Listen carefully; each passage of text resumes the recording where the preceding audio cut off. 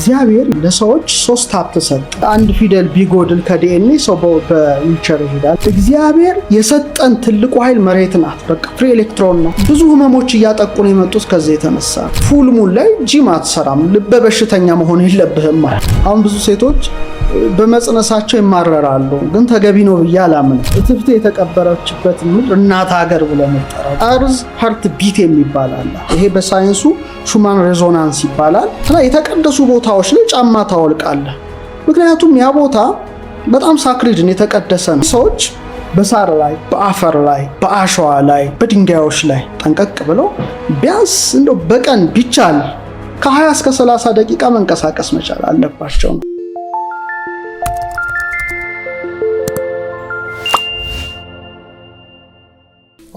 ምድር እንደ እናት ነው የምትታየው። በእውነት ነው የምትባለው። እናት መሬት ነው የሚሏት። በጣም ተለያይተናል። ለእናት የምትሰጠው አክብሮት ምንድን ነው? ለእናት የምትሰጠው ፍቅር ምንድን ነው? ምድርም እንደ እናት ሆና ነው የምትታየው በግዕዝ ሊቃውንት። ለምሳሌ እና ሰባቱን ባህሪያት ሰባቱን ሀብታት ኃይላት አጣምሮ የያዘው ሰብ ወይም ሰው ተብሎ የሚጠራው የሰው ልጅ በግዕዝ ግን የሚጠራበት ስሙ ሌላ ነው። እጓለ እመሕያው አማርኛው አይገልጸውም። ይሄንን የሚገርምህ ግዕዙ የገለጸውን ያህል ዘፍጥረት 2:7 ላይ ነው። ወገብሮ እግዚአብሔር ለእጓለ እመሕያው መሬተ ምድር። እግዚአብሔር የሰው ልጅ ከምድር አፈር አበጀው ተብሎ ነው የተተረጎመው። እዚህ ላይ ነው የምቆየው። የኢትዮጵያ ሊቃውንት ግን አማርኛው ሲተረጎም አንሷል እንጂ ቃላቱ 3 ቦታ ነው የተከፈለው። ግዕዝ በጣም ኃይለኛና ፓወርፉል ቋንቋ መሆኑን የምታውቀው በዚህ ውስጥ ነው። እጓለ እመሕያው 3 ነገሮች ናቸው። እጓል ማለት በግዕዝ ልጅ ማለት ነው። አሁን ቀጥሎ የሚል ቃል አለ። ማለት ነው ሊቃውንቱ እናት ማለት። እናት የተባለች አዳም የተገኘባት ምድር ናት። እጓል ልጅ ማለት ነው። እናት ናት። ሕያው የተባለ ደግሞ እግዚአብሔር ነው። ሕያው እግዚአብሔር ከእናት መሬት ያስገኘው በጣም አዳም የተጠራበት ትክክለኛ ስሙ ነው። ከእህቱም ከታተመ መሬት ነው እግዚአብሔር ያስገኘው። ስለዚህ ሕያው የሚለው ቃል ምንን ይወክላል? ራሱ ሕያው ባህሪ እግዚአብሔርን ይወክላል ነው። እጓል የሚለው ልጅን ይወክላል። የሚለው እመሕያው በእኛ ደግሞ ጠበቅ እናደርገዋለን፣ እንለዋለን፣ እናት ነው። ስለዚህ ከእናት ምድር ያስገኘው ነው። በቃ ሰው ምድር እናት ናት ነው። እዚህ ውስጥ የኖረ ሰው የተገኘባት እናቱን ማክበር ግዴታው ነው። እጓለ እመሕያው። ሌላው ደግሞ ምድር አንተ አይባልም፣ አንቺ ነው የምትባለው። ከእናት ጋር ትነጻጸላለች።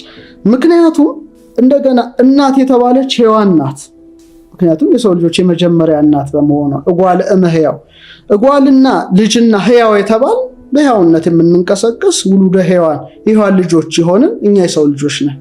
ስለዚህ አማርኛው ጠቅለል አድርጎ የሰው ልጅ ይለዋል እንጂ እጓለ እመሕያው ይህን ሁሉ ነገር በውስጡ እንደ ሰምና ወርቅ የያዘ ቃል ነው።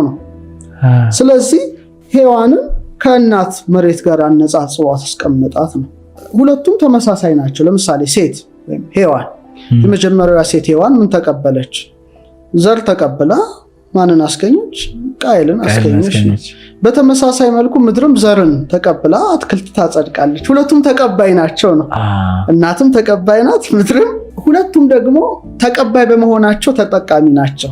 ለምሳሌ እናት፣ አሁን ብዙ ሴቶች በመጽነሳቸው ይማረራሉ፣ ግን ተገቢ ነው ብዬ አላምንም። ለምሳሌ አሁን እንኳን ሪሰንትሊ በተጠኑ ጥናቶች ጽንስ አንዲት ሴት ስትሸከም አጥንት፣ ጅማት፣ ጠጉር፣ ጥፍር፣ ሴሉ የሕፃኑ በሚያድግበት ጊዜ የተወሰነ አካሉ እየተሸራረፈ እናቱ አካል ላይ ይወድቃል ነው። ማህፀኗ ላይ፣ ግድግዳው ላይ፣ ምኑ ላይ ነው ይወድቃል። ያው አካል ሲሰራ መቼም እንትን ማለቱ አይችልም እና እሷ ትሸከመዋለች፣ እሱ አካሉን ይሰጣታል። ስለዚህ ብዙ የሚወልዱ ሴቶች ብዙ ህመም የለባቸውም።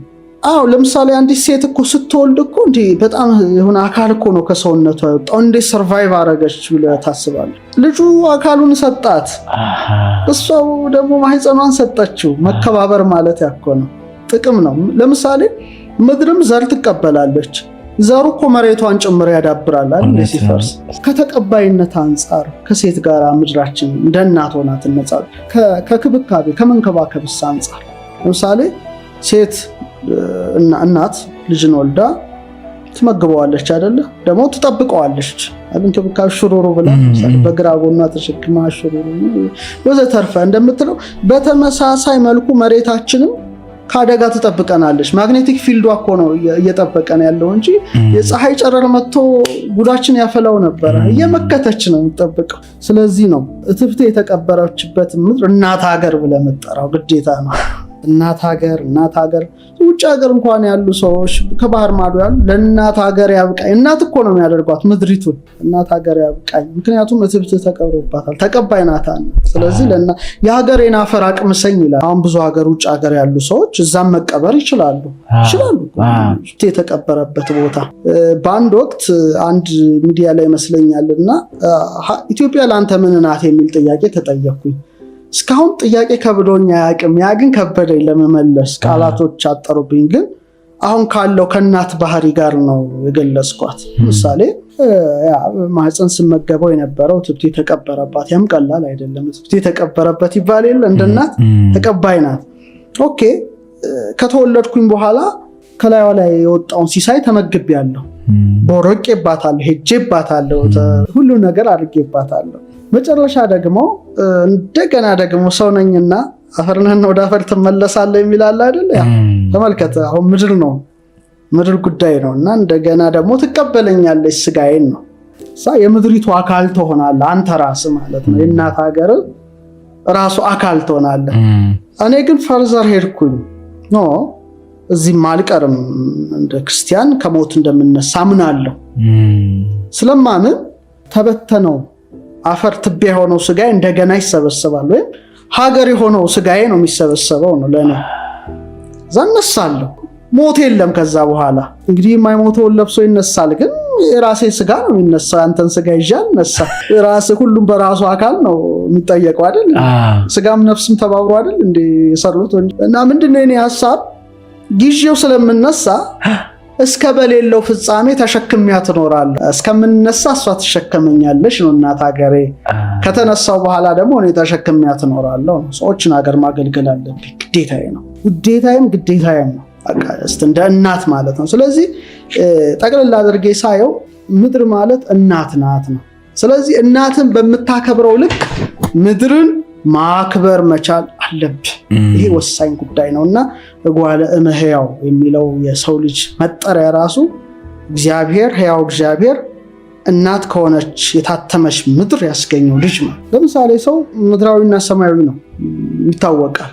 ስጋ ነፍስ መንፈስ ስላለኝ ምድራዊም ነገር ሰውነቴ ላይ ይንጸባረቃል። የሰማያዊ ምሳሌ አለ፣ ማቃቸው ናቸው። አይኔ ምን ምሳሌ እንደሆነ አውቃለሁ። አፍንጫዬ፣ ጆሮዬ፣ አፌ፣ እጄ፣ እግሬ፣ መቀመጤ፣ መነሳቴ፣ መተኛቴ፣ መቆሜ ወዘተርፈ ምን እንደሚያመለክት አውቀዋለሁ፣ ረዳዋለሁ። በተመሳሳይ መልኩ ምድራችንም ስትመለከታት ከሰው ጋር ትመሳሰላለች። ለምሳሌ እኛ ምን አለን? ደም አለና ፈሳሽ ነገር አለን በለው። ስንት ፐርሰንት ነው? 7%። ኦልሞስት ምድሪቱም እኮ ምድራችንም በ7% ውሃ ነው የተከበበችው። እንደ ደም ውቅያኖሱ፣ ወንዙ፣ ሐይቁ ወዘተርፈ ምንድን ነው? የውሃ አካል ነው። ስለዚህ እንደ ደም ምድራችን ምን አላት ማለት ነው? ውሃ አላት። አሁን ለምሳሌ ደማችን ኦክሲጅን፣ አልሚ ምግብ እንደሚያመላልስ በተመሳሳይ መልኩ የውቅያኖስ ወይም የባህር ጅረቶች አልሚ ነገርን ይዘው ነው ከወዲያ ወዲህ የሚመላለሱት ነው። ይሄ ስለዚህ ምድር ሰው ስንል እንደ ደም አብህርቱ፣ ሐይቁ፣ ወንዙ አለ። እንደ መተንፈሻ ሳምባ አለን አይደል? ሳምባ አለን። መሬትስ ምን አላት? ደኖች አሏት እኮ። መተንፈሻዋ ነው እኮ፣ ሳምባዋ ነው። ለምሳሌ እኔም አንተም ሳምባችን ኦክሲጅንን ወስዶ ካርቦን ዳይኦክሳይድ ያወጣል አይደል? በተመሳሳይ መልኩ ምድርም በደኖቹ አማካይነት ካርቦን ዳይኦክሳይድን ወስዳ ኦክሲጅንን ታወጣለች በፎቶሲንተሲስ ሂደት ማለት ነው። ስለዚህ ደኗን ጨፈጨፍክ ማለት መተንፈሻ ሳጣሃት ማለት ነው። የምትቸገረው አንተ ነህ። እንደ ቆዳ አፈር አላት።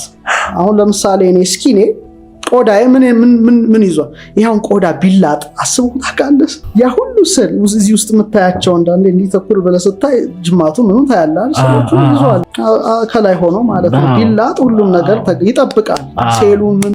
በተመሳሳይ መልኩ አፈርም የዛፍ ስሮችን ይጠብቃል። ልክ እንደ ስር ሆኖ ማለት ይከላከላል። ይሄ እስኪነ ውስጣዊ ነገርን ከምን እንደሚከላከል የምድር ማፈር የዛፍ አስራው እጽን ይከላከላል። ልክ እንደ ነርቭ ስርዓት በተመሳሳይ መልኩ የዛፍ ስሮችን ተመልከታቸው።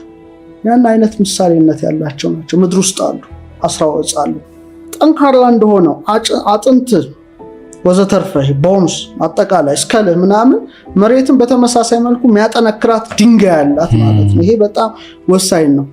ሌላው በጣም ወሳኙ እንደ ልብ ምት፣ አሁን ሳይንስ የደረሰበትን ነገር ላጋራ። የኛ ልብ ይመታል አይደለም? የራሱ የሆነ ሀርት ይመታል። በተመሳሳይ መልኩ አርዝ ሀርት ቢት የሚባል አለ። ይሄ በሳይንሱ ሹማን ሬዞናንስ ይባላል። እንደውም ሳይንቲስቶቹ ወደ 7.87 ሀርትዝ ነው።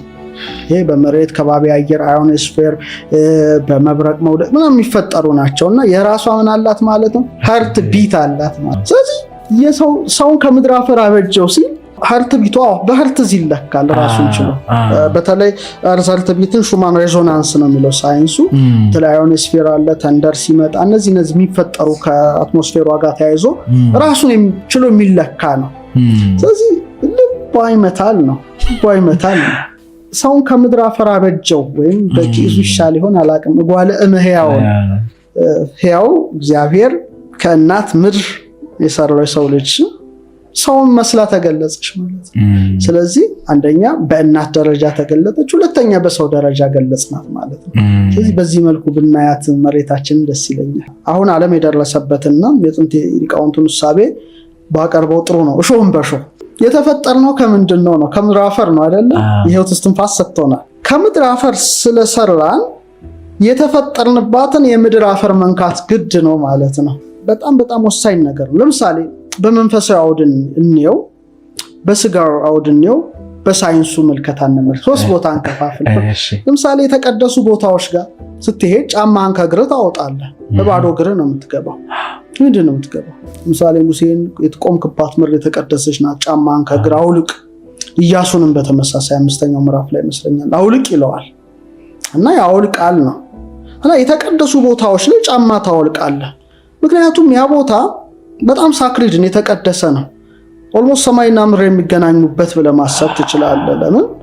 የማይታይ ረቂቅ የሆነ ሰማያዊ የመለኮታዊ ጸጋ ምድር ያርፋል ማለት ነው። እዛ ቦታ ያርፋል። ያም በረከት ትሳተፋለህ ማለት ነው። ሁለተኛ ጫማ ብዙ ቆሻሻዎች ይሸከማል። ምን ይላል? ዓለማዊ ስራዎችን ይወክላል። ጫማህን አውልቅ ሲባል ትዕቢት ሊሆን ይችላል፣ መጥፎ ስራዎች ሊሆን ይችላል። ያንን ሁሉ ትተግባ ነው፣ ትህትናም ነው። ግን በደንብ አድርገን ስንመለከት የተቀደሰ ቦታ ላይ በባዶ እግር ይሄዳል ነው። ስለዚህ ቦታው ጭምር ይቀድስሃል ነው፣ ይነካሃል ማለት ነው። ከምድር አፈር እኮ ነው የተገኘው ነው፣ ይነካሃል። በረከቱን ኃይሉን ታገኛለህ ነው። ለምሳሌ ቅዱስ መጽሐፍ ላይ ያስታውሳለሁ 2ኛ ነገሥት 5 ላይ እና ንዕማን የሚባል የሶርያ መኮንን ከለምጹ ከነጻ በኋላ ኤልሳን የጠየቀው ጥያቄ አለ እና ከዛ ሀገር 2 የበቅሎ ጭነት አፈር ስጠኝ አለ። ፈቀደለት፣ ይዞት ሄዷል ማለት። ስለዚህ አፈር የተለየ ሳክሪድ ነገር ያለበት ቦታ፣ ለምሳሌ እግዚአብሔር ጸጋ የሚሰጥበት ቦታ ሰዎች ጫማቸውን አውልቀው ይገባሉ። ስለዚህ እግራቸው ከወገብ በታች ያለው መሬታዊ ማንነታቸው ያን የተቀደሰ መሬት ይነካዋል። ስለዚህ እግዚአብሔር በረድኤት የሚገለጥባቸው ቦታዎች አሉ ማለት ነው። አሁን በመንፈሳዊ አውድ ነው እያየን ያለ ነው። ግን ወደኛ ራሱ ስንመጣ ለምሳሌ ገበሬዎችን ተመልከታቸው፣ ገዳማውያንን ተመልከታቸው። በጣም ረዥም እድሜ ነው የሚኖሩት። ብዙ ጤንነት ነው ያላቸው። እንደኛ በጣም ብዙ የተጎሳቆለ ጤንነት አያጋጥማቸው። በጣም ጤንነት፣ ምናልባት አይናቸው ከንባብ ብዛት የተነሳ ሊደክም በኩራዝ ሲያነቡ ካልሆነ በስተቀር በጣም ጤነኞች ናቸው። በጣም ጠንካራዎች ናቸው። ለምን? ጥንካሬ ወይም የመሬት ኃይል፣ ያን የመሬት ኃይል በባዶ እግራቸው በመሄዳቸው ከመሬት ተቀብለዋል። እሾህም በሾህ ማለት ያ። ስለዚህ ሰዎች በሳር ላይ፣ ሳር ራሱን የቻለ ትርጉም አለው። በአፈር ላይ፣ በአሸዋ ላይ፣ በድንጋዮች ላይ ጠንቀቅ ብለው ቢያንስ እንደው በቀን ቢቻል ከ20 እስከ 30 ደቂቃ መንቀሳቀስ መቻል አለባቸው ነው። ለምን? የጠየከኝ ጥያቄ ምድራዊ ኃይልን ከየት እናገኝ ማለት። እንዲህ ሲባል ግን ይሄ ሰው ሰራሽ ንጣፍ ያለ አይደል፣ ኮንክሪቱ ምናምኑ ጥቅም የሌለው። ስለዚህ መሬት ከሆነ መሬት ነው፣ ካልሲም አይጠቅምህም። እዚህ ላይ በጣም ወሳኝ ጉዳይ ነው ማነሳው። ከጤንነት አንጻር ግን ሰዎች ሲሄዱ ፍርስራሽ እግራቸውን የሚወጋ ነገር እንዳይኖር መጠንቀቅ የራሳቸው ድርሻ ነው። እግራቸውንም መታጠብ ከዛ በኋላ የራሳቸው ድርሻ ነው። አሁን ይሄ ጥንት የነበረው ልምድ ወደ ሳይንሱ ሲመጣ እጅግ አስገራሚ ነገርን ይዞ መጣ። ወሳኝ ጉዳይ እናንሳ። ሰው ምንድን ነው ብለህ ስትመለከተው ቁጥርም ነው ፊደልም ነው ምን ያልሆነው አለ። ዲኤንኤ ብቻ ወደ ባለፈው አንስተነዋል ወደ 6 ቢሊዮን ፊደል ነን ብለናል አይደለ? ሲመረመር ሴል ኒኩለስ ላይ እና አንድ ፊደል ቢጎድል ከዲኤንኤ ሰው በዊልቸር ይሄዳል ብለን አይተናል። እግዚአብሔር የሰራው በተመሳሳይ መልኩ 7 ኦክቲሊየን አተምስ ውስጣችን አለ። 27 ዜሮ ምሳሌ ሰውነታችን የተሰራበት ንጥረ ነገር ይታወቃል። ሃይድሮጅን አለ፣ ኦክሲጅን አለ፣ ካርበን አለ፣ ናይትሮጅን አለ፣ ፎስፈረስ አለ ወዘተርፈ። እንግዲህ 7 ኦክቲሊየን አተም ይሄን ያህል መጠን ያለው ፕሮቶንና ኤሌክትሮን ይሸከማል። ይሄ በጣም ወሳኝ ጉዳይ ነው። ስለዚህ ይሄን ሁሉ ነገር ተሸክመናል ማለት ነው። ስለዚህ በኒውትራል አተም ነምበር ኦፍ ፕሮቶን እና ኤሌክትሮን ተመሳሳይ ነው። ስለዚህ ይሄንን ያህል ኦክቲሊየን 7 ኦክቲሊየን ኒውትሮን እና ኤሌክትሮን የተሸከመ ሰውነት ነው ያለ። በጣም ትልቅ ነገር ነው ይሄ ጉዳይ ማለት ነው። አሁን ሰው ጤና ለመሆን ባላንስ ነምበር ኦፍ ፕሮቶኑ ነምበር ኦፍ ኤሌክትሮኑ ባላንስ ሲሆን ጤንነት አለው፣ ረጅም እድሜ ይኖራል፣ ንቁ ነው፣ ፈጣን ነው ዘተርፈ። ይሄ ባላንስ ሲጓደል ግን ብዙ በሽታ ያጠቃል። ምድራችን ገጿ ማለት ውስጧ አላልኩም፣ ገጿ ደግሞ ኤሌክትሮን ነው፣ ኔጌቲቭ ቻርጅ ነው፣ ኤሌክትሮን ነው። ስለዚህ እንደ አንቲኦክሲደንት ወይም ሴልን ለምሳሌ ከበሽታ ከጉዳት የሚከላከል ነገር አለ አይደለ? ያንን ፍሪ ኤሌክትሮን ታቀርባለች፣ ፍሪ ኤሌክትሮን ትሰጣለች ማለት ነው። ከባቢያው ፖዚቲቭ ነው፣ ፕሮቶን ነው፣ አየሩ ወደታችን ፕሮቶን ነው። ሰርፌሷ ግን ላይዋ ኤሌክትሮን ነው፣ ፍሪ ኤሌክትሮን ነው የምትረግጠው። ለምን ረግጣለሁ ትለኝ እንደሆነ አሁን በጣም አደገኛ የሆነው ሴላችን ያው የሚታወቅ ነው። ወደ 37.2 ትሪሊየን ሴሎች አሉ። እነዛ ሁሉ ያው ሴሉ ለግንኙነት በለው ለብዙ ነገር ኤሌክትሪክ ይጠቀማል። ፕሮቶን ኤሌክትሮን ምናምን ይጠቀማል። ጥሩ ነው፣ ባላንስ አድርገን እንኖራለን። አደጋው ግን ምን ሆኖ ተገኘ መሰለው?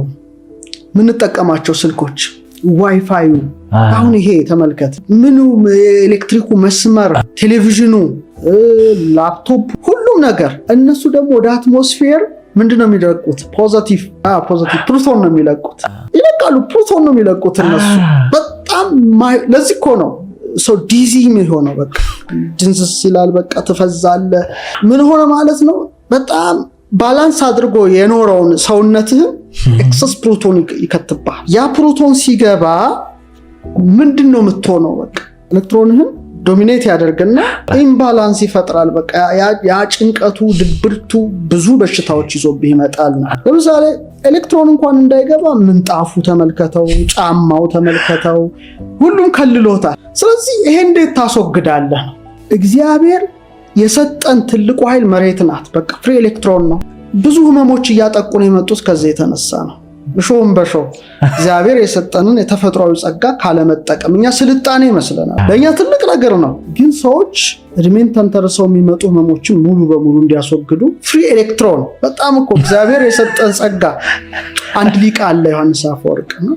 እግዚአብሔር ይላል ለሰዎች 3 ሀብት ሰጠ ይላል።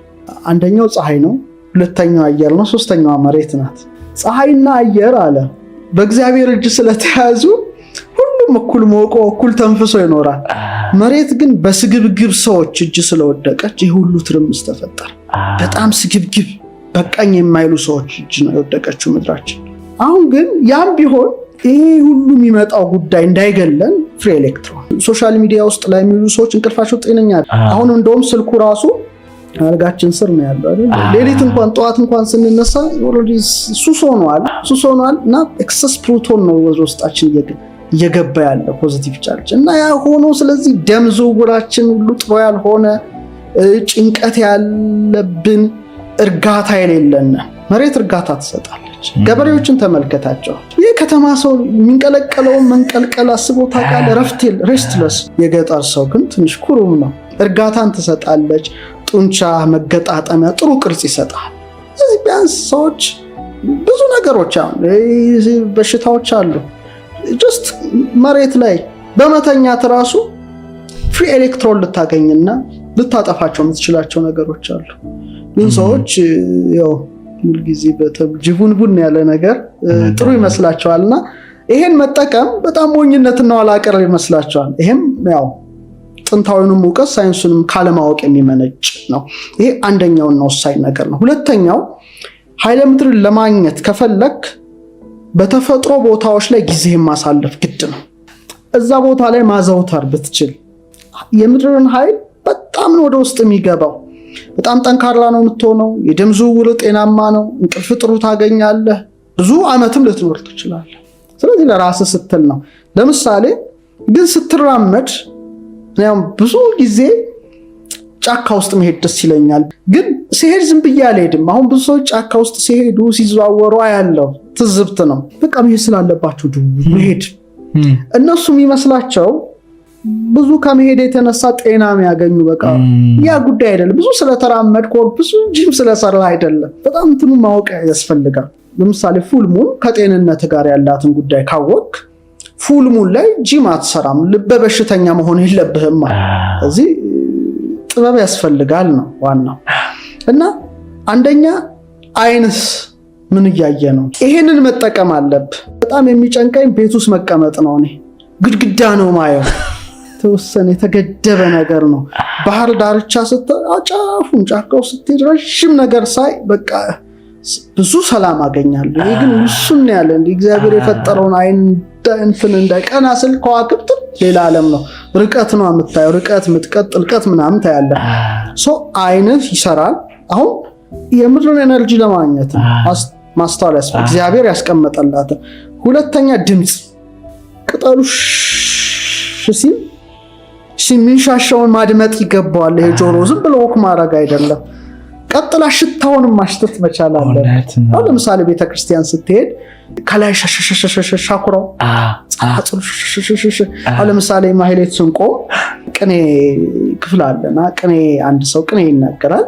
ከዛ በኋላ ጸናጽሩ በጣም ነው የሚንኳሽሽ። ቅኔውን የማስታወስና የመስማት አቅምህን ነው የሚጨምረው። በጣም በዛ ድምፅ ውስጥ ያን ነገር አንደርስታንድ እዛ ጣኑ አፍንጫ ይገባ። ስለዚህ ስሜት ሕዋሳቱ ሁሉ ይሳባል ነው። በተመሳሳይ መልኩ ደንም ተራራም ባህር ዳርቻም ወዘተርፈ ብትሄድ ይሄን ከማሰብ ጋር መሆን አለበት። ቅዱስ ያሬድን ተመልከተው። ዛፍ ስር መቀመጥ አይደለም፣ ዛፍ ስር ተቀምጦ ተመልከት። የትሏል እንዴት አይነት ተመስጧዊ እይታ እንደሆነ ተመልከት። ኒውተን አይዛክ ኒውተን ሎ ኦፍ ግራቪቲ ስበት ህግ ሲያገኝ እኮ አፕል ነው ዛፍ ስር ተቀምጦ መመሰጡ ነው። አፕል ወደቀ እንዴ? ለምን አፕል ወደ ላይ አልሄደም? መገንዘብ ማለት ነው። ስለዚህ እዚህ አይነት ቦታዎች ስትሄድ እግዚአብሔር ለምን እነዚህን ፈጠራቸው የሚለውን ነገር በአይነ አይተ በአፍንጫ አሽትተ በጆሮ ሰምተ ማወቅ አለብህ። ፓተርኑን ታየዋለህ ማለት ነው። ለዛፍ ውስጥ መሄድ ሳይሆን እያንዳንዱ ነገርህን ይወክላል። ለምሳሌ ስር ዛፍ ጋር ሲሄድ ወይም ስጎበኝ በቃ አንተን ታየዋለህ። ስር አለ፣ ግንድ አለ፣ ቅርንጫፍ አለ። ባጭሩ ስታይ ስሩ ምንድን ነው? ቤተሰብ ነው፣ ትውልድ ነው፣ ማንነት ነው። የገሌ ስር ነኝ፣ ስርና የትውልድ ሐረግ ነው፣ ስር ነው። ከዛ በኋላ ግንድ አለ፣ አንተ ነህ። አንተ ደግሞ የምታስገኛቸው ቅርንጫፍ አሉ፣ ቤተሰቦች ናቸው። ስር ያልተሸከመው ግንድ ያልተሸከመው ቅርንጫፍ የለም። ስለዚህ በኋላ አንተ ያለ ካንተ ቀጥሎ ያለውን ትውልድ ትመለከታለህ። በዚህ ደረጃ ሆነ ስትጓዝ ማታገኘው ነገር ምን አለ? እንደውም በእኛ ትምህርት ምን ይባላል? ምጽላልና ምስካይና ይባላሉ። እጽዋት ምጽላል መጠለያ፣ ምስካይ መጠጊያ ማለት ነው።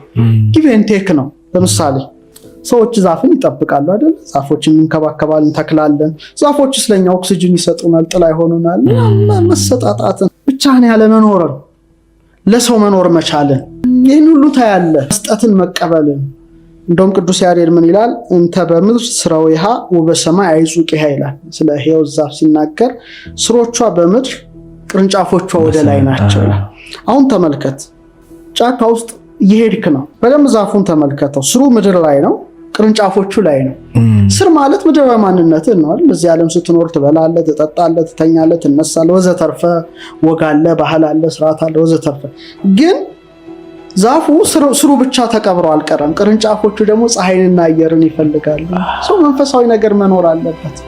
ለምድር ላይ ተቸክለ ልብላ፣ ልጠጣ፣ ቤት ልስራ ሳይሆን ደግሞ አምላክን መሻት እንደ ቅርንጫፉ ማለት ነው። እና በዛ ሁሉ ውስጥ ስትመላለስ ይሄን ሁሉ ነገር የምድርን ኃይል በአግባቡ ታገኛለህ። ሁለተኛው ነው። ሶስተኛው ብናደርገው ብዬ የምመክረው መሬት ላይ መቀመጥ፣ መተኛት። ዝም ብለህ መተኛት አይደለም። ፍሪ ኤሌክትሮን ታገኝ ትችላለህ፣ ግን ከፍሪ ኤሌክትሮን በዘለለ መልኩ እኔ ማደርገው ለምሳሌ ተቀምጠ መሬት ላይ ተቀምጠ ማለት ነው። ሁሌ ወንበር ላይ ሶፋ ላይ አይደለም፣ ቁጭ ብለህ የፀሐይን መግባትና መጥለቅ መውጫዋን መመልከት፣ ስትጠልቅ ማየት። በዛ ውስጥ አንተን ታያለህ። እንደ መውጣቷ መውለድ ይታሰብሃል። ህዋ ላይ እንደ መኖሯ ምድር ላይ መኖር፣ እንደ ማብራቷ ማጌጥ፣ እንደ መጥለቋ መሞት፣ እንደገና እንደ መውጣቷ ተኛት። ሌላው ደግሞ ከፈለክ ደግሞ እንደኔ ከዋክብት ላይ ካለህ ደግሞ ለጥ ብለህ መሬት ፊልድ ላይ ቀና ብለህ ከዋክብትን ማየት። እኔ በጣም የምደሰትበት አንዱ እንትን ነው። በችል ጥሩ ቦታ ካገኘው ተኛና ከዋክብትን በቃ ዞዲያኮች አሉ፣ ኮንስቴሌሽንስ አሉ፣ ፕላኔትስ አሉ እና እግዚአብሔርን በቃ ገናንነት። ለምንድን ነው ይሄን የምናደርገው? እንደ እንስሳ 4 እግር አልሰጠንም ነው። እነሱ መሬት ብቻ እያዩ ነው የሚኖሩት። ሰው ግን ቀና ብሎ ሰማዩን ግርማውን እንዲያያል አይደል? ሰው እንዴት መሬት እያየ ወደ መሬት ይገባል? ያማስ እንስሳ መሬት እያየ ወደ መሬት ነው። ግን አልተፈቀደልና ተኝተህም ቢሆን አርያሙን መመልከት